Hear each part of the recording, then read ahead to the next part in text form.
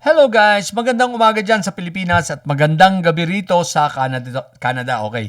Guys, ito po ang inyong kaibigan sa Pinoy Canada. Anyway, pag-usapan natin, ayan, US 6 extradition of Apollo Kibuloy Romualdez.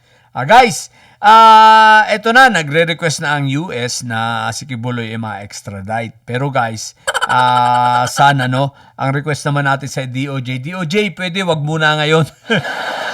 Wag muna, bakit? Opo, pabayaan po muna natin na si Kibuloy ay mag-enjoy sa kanyang kulungan dito sa Pilipinas. Dito sa Pilipinas, ang kulungan ay mainit, syempre. Dito sa Pilipinas, ang kulungan ay mabaho. Diba? Dito sa Pilipinas, talagang mahirap makulong. So, pabayaan muna natin i-enjoy sapagkat sa totoo lang, si Kibuloy ay gusto na rin magpa-transfer sa US. Sabi ni Kibuloy, pabihira naman dito sa Pilipinas, nagkakapigsa ako. Hindi tumatalab ang dasal, ang panalangin. Wala daw effect.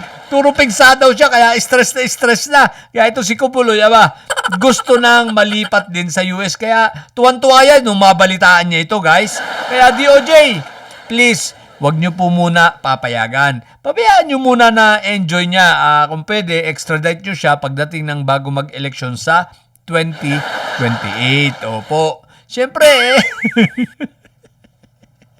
pabayaan nyo naman enjoy. Dahil pag nasa US na yan ako, malamig na ron. Di ba ga? Tapos, malinis ang kulungan. Naka-aircon. Oh, di ba ga?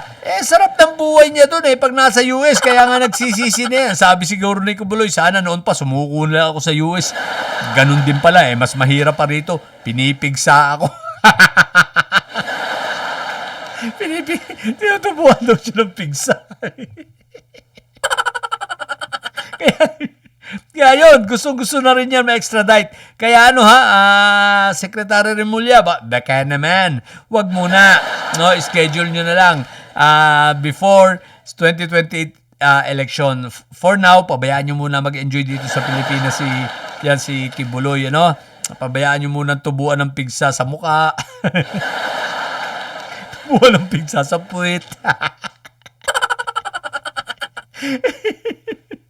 Naiiyak na si Kibuloy.